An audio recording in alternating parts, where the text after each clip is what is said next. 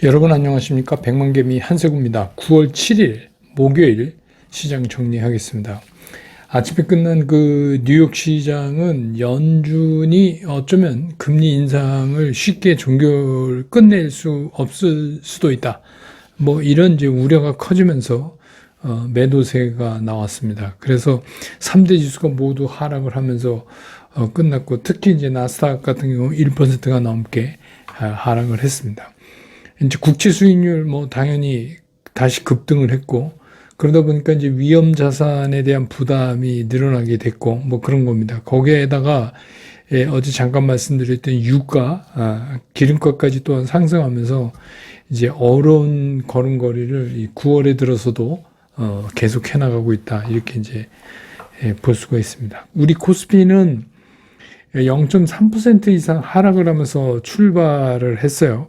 근데 이제 중요한 게 뭐냐면, 이게 얼마나 빨리 장을 회복할 수 있는 회복 능력을 가지고 있느냐, 이제 그건데, 전혀 그렇지 못하고 시간이 지나면서 하락폭이 더 늘어나는 그런 모습을 보였습니다. 특히 이제 외국인이 뭐 끝에 가서 상당히 줄이긴 했지만, 시작부터 외국인과 기관이 매도에 나섰고, 특히 이제 기관의 매도가 아주 매서웠습니다. 그래서 오늘 코스피 시장에서 외국인은 최종적으로 50억을 순매도했고, 기관은 2,755억을 순매도했습니다. 반면에 개인은 2,466억을 순매수를 했습니다. 그래서 오늘 코스피 지수는 2,548.26포인트. 어제보다 또다시 0.59% 하락을 하면서 장을 끝냈습니다. 이제 코스닥도 거의 0.4% 가까이 밀리면서 출발을 해서 장 초반에 아주 잠시 플러스권에 머물렀지만, 이후에 아주 급격하게 다시 지수가 밀리면서 오늘 그래도 비교적 큰 폭의 하락을 보였습니다. 특히 이제 코스닥에선 외국인들의 매도가 좀 두드러졌습니다. 그래서 오늘 코스닥 시장에서 외국인들은 1,368억을 순매도했고, 기관은 510억을 순매도했고, 개인은 2,163억을 순매수를 했습니다. 그래서 오늘 코스닥 지수는 906.36포인트, 어제보다 1.26% 다시 떨어지면서 오늘 장을 끝냈습니다. 기술적으로 보면 오늘 아주 그 양시장이 다 별론데요. 코스피 같은 경우 이틀째 이게 윗꼬리가 달리는 음봉이 만들어졌어요. 그러면서 중요 이평선, 모든 이평선 아래로 일봉이 내려서는 별로 이게 좋지 않은 모양이죠. 그래서 바로 되돌리기가 좀 어려워 보이는 그런 모습을 보이고 있고, 코스닥 같은 경우도 5일 2평이나 10일 2평 밑으로 이게 연속 음봉을 만들고 있거든요. 그래서 뭐 만약에 반등이 나와서 올라온다 하더라도 반등 이상의 취급받기는 좀 어려운 장이 아닌가, 이렇게 생각이 듭니다. 오늘 서울 외환시장에서는 달러당 1335원 40전에 끝났습니다. 1335원 40전. 그래서 어제보다 4원 90전이 환율이 또 올랐습니다. 시총 주요 종목들 매매 상황을 좀 살펴보면, 외국인이 삼성전자는 923억을 순매수했고요. SK하이닉스는 287억을 순매수했고, 포스코홀딩스는 287억을 순매수했고, LG화학을 157억 순매수, 현대차 121억, 네이버 234억, 기아 39억, 이렇게. 반면에 이제 그 기관은 전부 팔았어요. 네이버 231억을 제외하고는 시가총액 상위를 전부 팔았습니다. 그래서 오늘 그 외국인과 기관이 동시에 매수한 거는 네이버입니다. 외국인이 234억, 기관이 231억. 그래서 이제 오늘 네이버는 2,500원, 2,600원인가요? 500원, 오르면서 장을 끝냈습니다.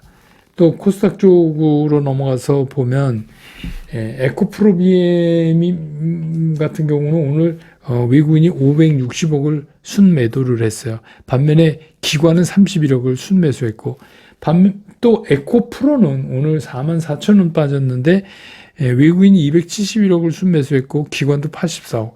그래서 에코프로만 코스닥에서 외국인과 기관이 동시에 매수한 그런 종목이 되겠습니다. 포스코 DX에는 그 외국인들은 138억을 순매도했는데 기관이 94억을 샀고요. LNF는 외국인 기관 모두 242억, 120억 이렇게 순매도를 보였습니다. 그래서 이제 오늘 움직인 섹터들을 좀 보면 역시 이제 AI 로봇이 좀 강하게 움직이는. 근데 이제 시총 상위가 로봇이 별로 없으니까. 그래서 이제 두산 로보틱스가 10월에 코스피 상장을 할 거다는 전망도 나왔고, 또 삼성전자가 로봇 청소기요, 및 청소 시스템 특허를 이제 취득했다, 이런 거. 그 다음에 이제 애플도 생성 AI 개발에 수백만 불을 투자 중에 있다는 이제 이런 보도가 나오고, 뭐 이러면서 우리는 이제 AI에 관련된 것 중에서는 로봇이 제일 앞장서서 가는 것 같아요. 그 다음에 이제 또 제약바이오인데, 이게 이제 어제 말씀드린 것처럼 위고비. 그래서 이제 일동제약이 먹는 당뇨, 위고비는 주사잖아요. 먹는 당뇨 그 비면 치료제 이거를 신약 후보 일상 하는 계획을 승인했다, 이런 거 하고, 한 증권사에서는 이 항비만제 있잖아요. 이게 물론 이제 뭐 당뇨병 치료제로 시작된 거지만 어쨌든 간 결과가 항비만제 때 이런 것들이 2030년에는 440억 달러 규모로 확대될 거다. 근데 그렇게 될 수도 있죠. 이게 이제 당뇨하고 항비만, 이거는 인류가 겪고 있는 굉장히 좀 어려움 중에 하나죠. 그런 다음에 이제 이번 토요일부터 10일까지 세계 폐암학회가 개최가 되죠. 그래서 이제 그런 암 진단 뭐 이런 거에서 루닛이나 보르노이 뭐 이런 것들이 좀 부각되는 그런 모습도 오늘 보였고, 또 이제 아시지만 그 유가가 어제 또 올랐어요. WTI 기준으로 배럴당 87달러 54센트. 그래서 또다시 연중 최고를 만들었습니다. 어제 제가 잠깐 말씀드렸죠. 미국의 비축유 원유 재고 없습니다. 역시 제 예측대로 어제 말씀드렸죠. 그동안 미국이 이제 이거를 비축유 풀면서 유가를 조정을 했는데, 이게 이제 550만 배럴까지 감소했대요. 얼마 없는 거예요, 비축유 자체가. 그러니까 이것도 또 채워 넣어야 되는 부담이 생기니까 이게 또 기름값을 올리는 또 역할을 하죠.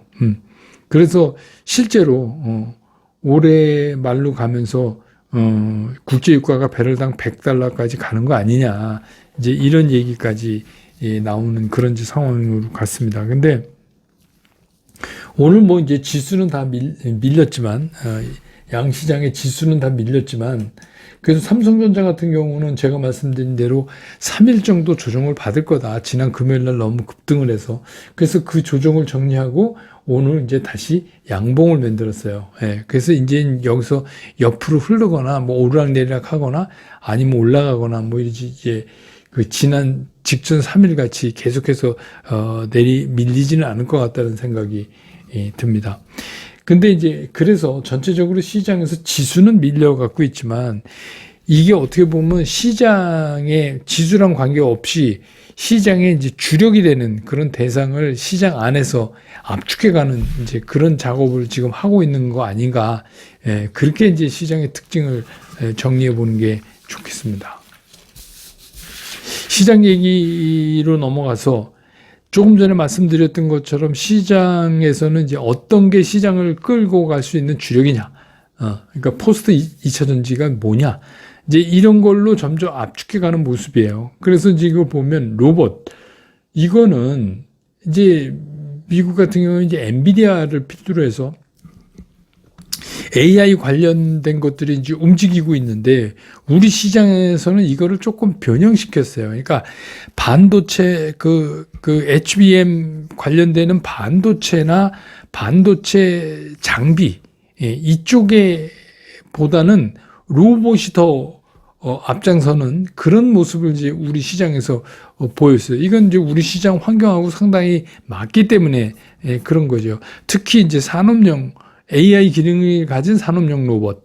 이것이 이제 공장 자동화 등 이런 거에 많이 영향을 미치고, 실제로도 상당히 구현되고 있고, 또 더 업그레이드 돼서 구현이 가능한 섹터이기 때문에 우리 시장에서는 이 로봇 쪽으로 힘이 더 실리는 거 아닌가. 그러니까 AI용 반도체나 그 반도체 뭐 만드는 장비나 이런 쪽보다 이게 이제 선두에 선다. 그러니까 로봇이라고 하지만 사실은 AI예요. 그리고 이거를 어플리케이션 사업을 하는 AI를 이용해서 뭐 암을 조기 진단할 수 있는 루닛 같은 거, 그런 것들이, 그러니까 이것도 의료라기보다는 이제 애매하지만 사실은 이거는 AI에 속한다, 이렇게 볼 수도 있는 거죠. AI 의료. 이제 이렇게 된 거고. 그 다음에 이제 두 번째가 제약바이오인데, 그동안에 끊임없이 만약에 시장의 조정이 끝나고 나면, 포스트 2차 전지, 포스트 에코프로가 뭐냐? 뭐 이렇게 얘기할 때 그 후보로 제약바이오가 상당히 많이 얘기가 됐어요. 그동안에. 예. 그래서 뭐 이게 의견은 많았는데 여기 이제 결정타를 매긴 게 뭐냐면 어제 말씀드렸던 위고비예요. 위고비 때문에 이 항비만제가 이제 갑자기 화두로 떠오른 거예요. 그러다 보니까 이제 너도나도 이게 항비만제라는 게 어떻게 보면 사이드 이펙트 아니에요. 원래 당뇨병 치료하다 보니까 이게 항비만이 되더라, 이제 이런 얘기잖아요. 그렇게 돼서 이게 제대로 먹힌 거예요. 항비만제가. 그래서 이게 이제, 제약바이오에 탁 하고, 임팩트를 줬는데, 그래서 제약바이오도 지금 줄기를 좀 정리를 하면 이렇게 되는 거예요. 항비만. 그거는, 뭐죠? 당뇨 치료.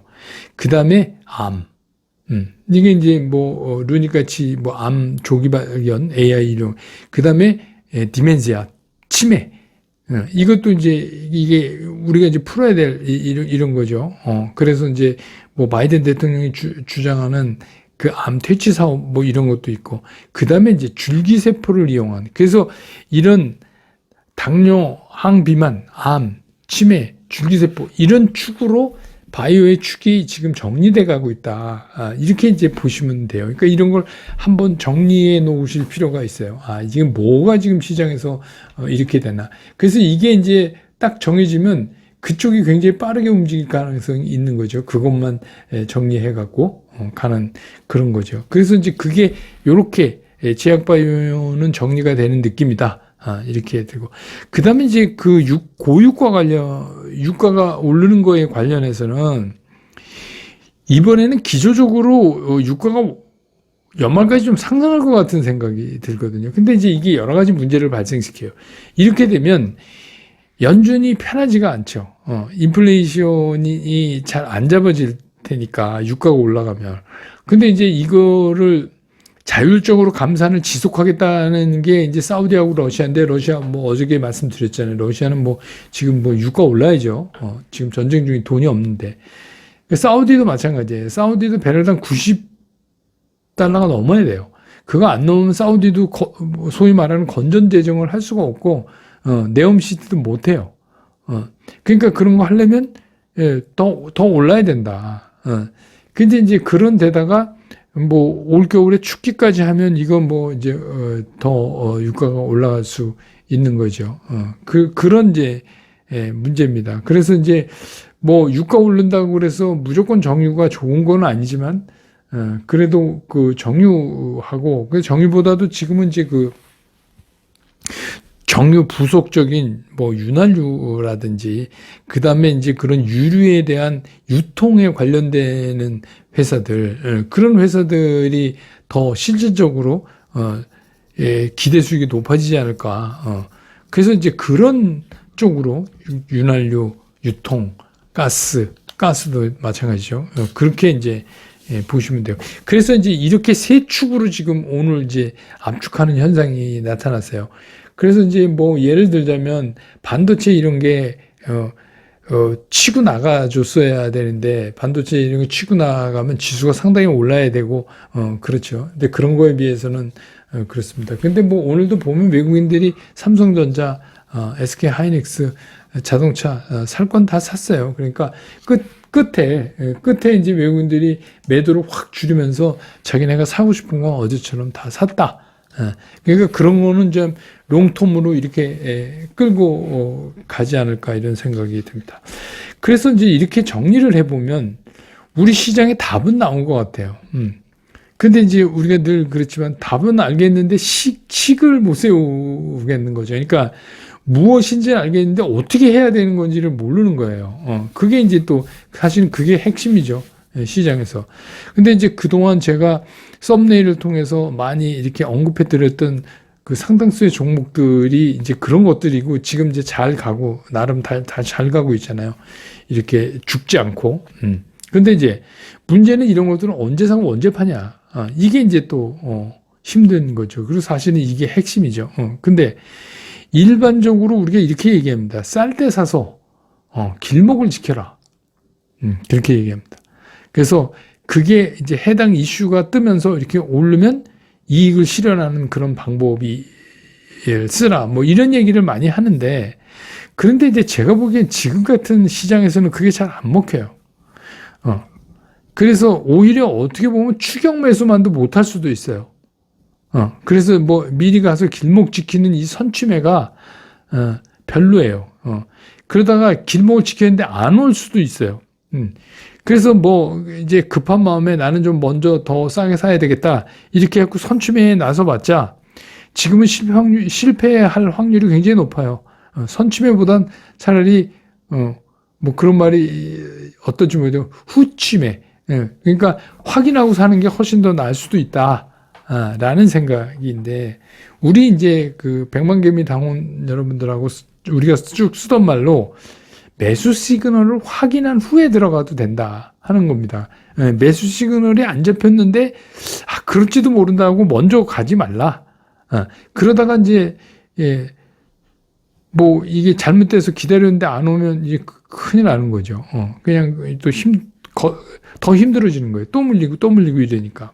그래서 이제 매수 시그널을 확인한 후에 들어가자. 그래서 들어갔는데 수급이 죽질 않아요. 11,2평이 계속해서 우상향하고 빳빳이 가요. 그러면 그냥 홀딩 하자는 거예요. 제 얘기는. 뭐 거기서 공연히 이다 이쯤 먹고 팔게 뭐 이익이 났으니까 아무 때나 팔아도 뭐 투자자 마음이지만 그래도 그 수급 라인이 죽지 않고 살아있으면, 홀딩하는 게 맞다. 그러다가 그게 죽으면, 그럼 매도죠. 제가 뭐 댓글에도 많이 세상 없는 좋은 주식도 꺾이면, 11,2평 꺾여서 하면 빠지잖아요. 힘을 못 써요. 힘을 못 씁니다. 그러니까, 그거를 항상 기준점으로 잡으면 매매하기가 되게 편해요. 어떤 분이 여쭤봐서 제가 말씀드렸죠. 오늘까지 빠지면 이거 매도 시그널입니다. 그러니까 그거를 아는 게 중요한 게 아니라 그것대로 행동에 옮기는 게 중요해요. 좀 웃기는 얘기로 예를 들어볼까요? 예를 들어서 추격 매수를 한다. 오늘 뭐가 딱 올랐어요. 그래 막 추격 매수를 했어. 왜 추격 매수를 했냐? 이게 뭐 다 우상향하고 제대로 매수 시그널 갖춰져 있다. 다만 한 가지 걱정된다면 그동안 많이 오른 게 걱정이 된다. 그럼에도 불구하고 추격 매수를 했다. 그래갖고 뭐 하루 먹고 나왔다. 이틀 먹고 나왔다. 뭐 이렇게 생각 한번 해보자고요. 이건 이제 뭐 제가 이제 좀 극한 경우를 예를 들려고 이러는 건데 하루 이틀 상승을 먹고 나왔어요. 그게 선침에 들어갔다가 오지 않는 거 기다리는 것보다 훨씬 나을 수도 있다는 거예요. 지금 시장에서. 이게 뭐 극단적인 예지만, 그러니까 무슨 얘기를 강조해 드리려고 그러는 거냐면, 그래서 뭐, 단타 유도한다 이런 의미로 말씀드린 게 아니라, 오히려 그 위험하다는 추격 매수보다도 더 위험한 게 선침매다 이거예요. 미리 가 있지 말라. 거기가 어딘 줄 알고 미리 가 있냐, 이게. 그게 안 오면, 어떻게 할 건데요? 그러니까 그렇게 하실 필요가 없다. 우리 뭐 옛날에 이제 노래도 있잖아요. 뭐, 님이 오시는가, 뭐, 그냥 막 버선발로 뛰어나가고. 근데 여러분, 바람 소리에 님이 오는 줄 알고 버선발로 뛰어나가도 오지 않은 그런 님은 절대로 안 옵니다. 그러니까 주시장도 마찬가지예요. 미리 뛰어나가지 마세요. 그러니까 그게 시그널이 왔다고 확신이 들은 후에 가도 됩니다. 그러니까 선취매매는 어떻게 보면 추격 매수보다도 더 위험한 일이다. 이렇게 좀 정리를 한번 해놓으세요. 이런 상황에서는 그렇다는 얘기입니다. 오늘 시장 정리 이렇게 끝내고 내일 또 장 끝난 다음에 저는 다시 여러분 곁으로 돌아오겠습니다. 여러분 고맙습니다.